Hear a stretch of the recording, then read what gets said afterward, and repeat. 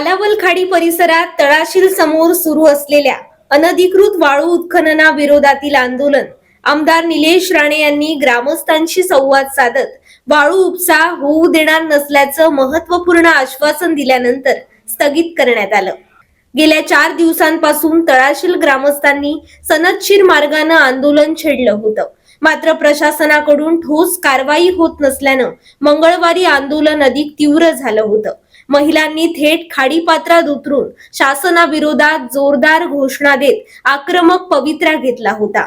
यावेळी काही महिला अत्यवस्थ झाल्या होत्या, त्यांना तातडीनं उपचारासाठी रुग्णालयात हलवण्यात आलं होतं। या घटनेमुळे परिसरात तणावपूर्ण वातावरण निर्माण झालं होतं। आम्हाला तुम्हाला सांगायचं आहे की प्रशासन असू दे, लोकप्रतिनिधी असू दे, सत्ताधारी कोणी आमच्यातले हे सगळे तुमच्या बरोबर आहोत, त्याच्यामध्ये तीळ मात्र शंका नाही।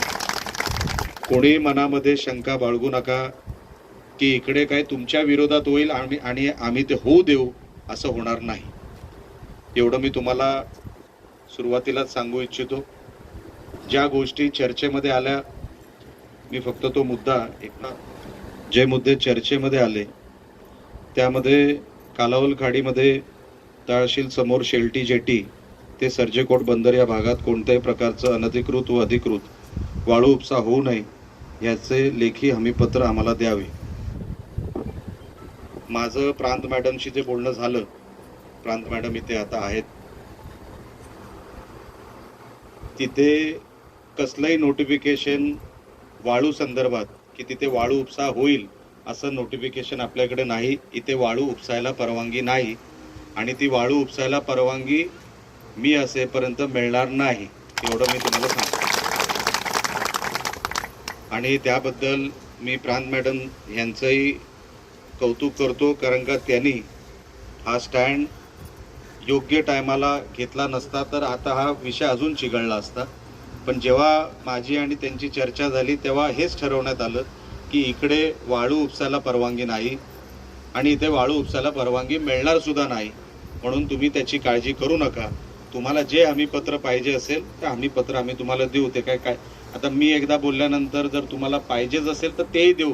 पत्राला काय ते तुम्हाला मी केळुसकर साहेबांना तेव्हाही सांगितलं होतं, तुम्हाला तिकडे पाहिजे तुम्हाला तिकडेही दिलं असतं, तो काही विषय नाही। हमीपत्राचा विषय काय, ते कागद आहे, कधी दिलं। पण एकदा शब्द दिला आणि जर तो ठेवला नाही तर मला परत तुमच्याकडे यायचंच आहे, मी कुठल्या तोंडाने तुमच्याकडे येणार। म्हणून आम्ही जे आता इथे सांगून जाऊ ते जे करणार तेवढंच सांगणार, त्याच्या पलीकडे मी काही सांगणार नाही। इथे वाळू उपसा तुम्हाला नको आहे, त्याचं नोटिफिकेशनच नाही आहे, इथे वाळू उपसाला परवानगीच नाही आहे, ती होणार नाही म्हणजे नाही, एवढं तुम्हाला आज या निमित्ताने सांगतो। ज्या 2 बोटी पकडल्या गेल्या होत्या, आता केळुसकर साहेब तिकडे समोर होते, सगळे अधिकारी होते, मी त्यांना मॅरीटाईम बोर्डाच्या अधिकाऱ्याला समोर आणलं आणि त्यांना काय सांगितलं की तुम्हाला ती FIR घ्यायला लागेल, बरोबर आहे की नाही। आता काही ठिकाणी जिथे जसा विषय क्राईमचा असतो, कुठलाही क्राईम घडतो आणि क्राईमच्या ठिकाणी जर कोण काय सापडलं नाही, ती व्यक्ती तिकडे पकडली गेली नाही किंवा संशयित आरोपी म्हणून जी FIR बनवावी लागेल ती FIR मी बनवायला सांगितली आहे, खरं की खोटं? तसं मी त्यांना, कारण का संशयित आरोपी म्हणून आपल्याला ती FIR करावी लागेल। ती FIR ची कॉपी पण जशी आज ते FIR बनवायला घेतील तीही तुम्हाला 2 दिवसामध्ये FIR ची कॉपी तुम्ही कधीही जाऊन बघू शकता। तर संशयित आरोपी म्हणून आपण ती FIR घ्यायला सांगितलेली आहे, तर ती FIR देखील आपण 2 दिवसामध्ये ती तुम्हाला कधीही पोलीस स्टेशनमध्ये गेलात तर तुम्हाला ती बघायला मिळेल। ज्या अधिकारी यांनी वाळू बोटीचा पंचनामा करतो असं सांगून आजपर्यंत ती बोट जप्त केली नाही, अशा मॅरीटाईम बोर्डाचे अधिकारी यांच्यावर विभागीय चौकशी लावण्यात यावी। आता जशी कारवाई आपल्याला मला सांगायचं, जशी कारवाई पोलिसांची पूर्ण होईल, संशयित आरोपी कोण होता, किती होते, त्याच्या मागे कोणाचं नेक्सस होतं, कोणाची टीम होती, तर पंचनामा करून ती बोट का जप्त झाली नाही त्याच्यासाठी कोण जबाबदार आहे, तो अधिकारी, मॅरीटाईम बोर्ड आणि पोलीस प्रशासन हे एकत्र मिळून त्याच्यावरती निवारा काढतील। एकदा FIR झाली, क्राईम रेजिस्टर झाला त्याच्यानंतर ह्या सगळ्या गोष्टीचा शोध लागतो आणि तो शोध लागल्यावर तुम्हाला ताबडतोब तो सांगण्यात येईल. कोणालाही ह्याच्यामधून आपण मोकळं सोडणार नाही. तळाशील वाडीसमोर कायमस्वरूपी अनधिकृत वाळू उत्खनन रोखण्यात यावे यासाठी स्पेशल टास्क फोर्स नियुक्त करण्यात यावे. हे यावर तात्काळ कारवाई करावी. ते मॅडम आपण आपल्या डिपार्टमेंटमधून आम्ही सगळे मिळून ते करणारच आहोत. त्याची तुम्ही काळजी घेऊ नका. प्रांत मॅडम असतील, तहसीलदार मॅडम असतील, आपण त्याच्यावरती योग्य ती कारवाई करावी. आपण एकदा इथून गेल्यानंतर जेवढी जबाबदारी आमची तशी आपलीही आहे.